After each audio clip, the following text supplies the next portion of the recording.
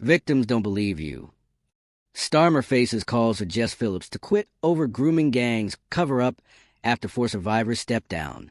Keir Starmer today denied a cover-up on grooming gangs today as a minister faced calls to quit over shambolic inquiry plans.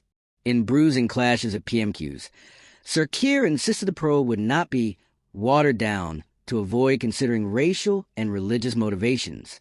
But Tory leader Kemi Badenoch said Jess Phillips had lost the confidence of victims after they complained that the safeguarding minister had accused them of lying about efforts to limit the scope.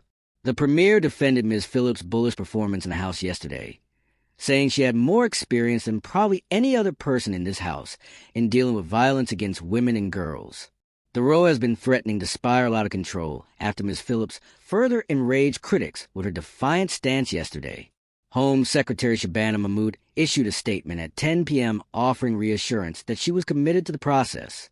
However, fellow Cabinet Minister Emma Reynolds acknowledged in interviews this morning that trust must be rebuilt with victims, and there is still uncertainty over the future of the inquiry amid a struggle to find a head who is acceptable to all parties. The row escalated on Monday when Ms. Phillips, who is overseeing the setting up of the inquiry, sent a letter to the Commons Home Affairs Select Committee insisting it was untrue ministers were seeking to widen the inquiry remit. However, that was flatly contradicted by survivor Fiona Goddard, who resigned from the inquiry liaison panel.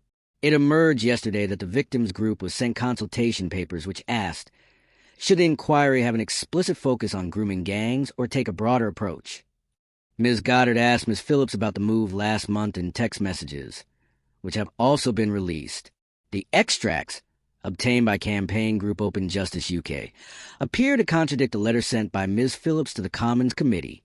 Many victims believe widening the inquiry will dilute its focus on the failure of local authorities, police, and other officials to tackle grooming by largely Pakistani gangs. Ms. Goddard has said the minister should resign or be fired. In this Commons today, Mrs. Badenoch said, let's remember these are victims who waive their anonymity, an incredibly difficult thing to do, and they believe that the safeguarding minister has lied to them and about them. One of the survivors has said, and I quote, Jess Phillips needs to be removed because I don't think her conduct during this has been acceptable for the position that she holds. Those aren't my words. Those are the words of survivor. It is a shame that Labour MPs are drowning that out. The member for Birmingham Yardley has clearly lost the confidence of the victims. Does she still have the confidence of the Prime Minister? Sir Keir Starmer replied, I respect the views of all the survivors, and there are different views. I accept that. But the safeguarding minister, I think, has probably more experience than any other person in this House in dealing with violence against women and girls. Alongside her will be Louise Casey. These two individuals have spent decades, standing up for those who have been abused and sexually exploited, and I absolutely think they're the right people to take this forward.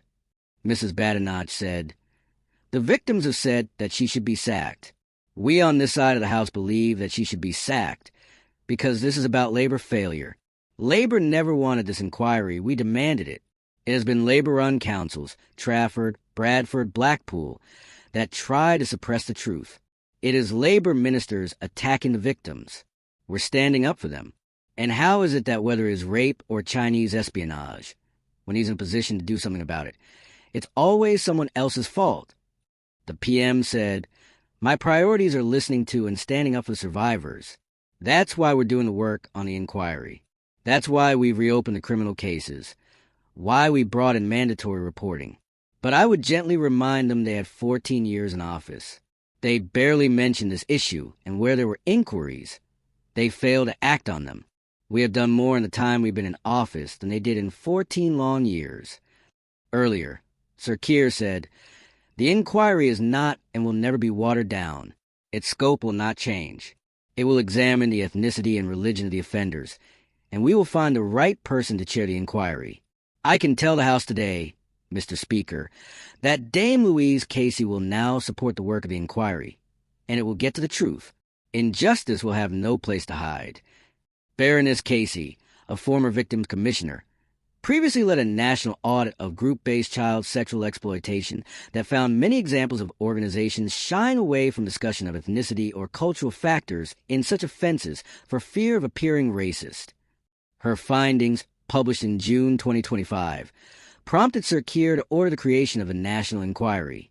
In an attempt to assuage concerns last night, Ms. Mahmood insisted that the inquiry's scope will not change. Writing in the Times and for GB News, she said the probe is not and will never be watered down on my watch, and would focus on how some of the most vulnerable people in this country were abused at the hands of predatory monsters. Adding that it was essential that the victims are at the heart of this inquiry, she expressed regret that the 4 women had decided to step down from the panel. Ms. Mahmood said, should they wish a return, the door will always remain open to them. But even if they do not, I owe it to them and the country to answer some of the concerns that they have raised. Speaking to Times Radio on Wednesday, Ms. Goddard said the Home Secretary's statement was reassuring, but she reiterated her call for safeguarding Minister Jess Phillips to resign over her comments, disputing the allegations that the inquiry was being watered down. She said, my problem is there is little to no recognition of what Jess Phillips did today by nationally calling me a liar when she knew I was telling the truth.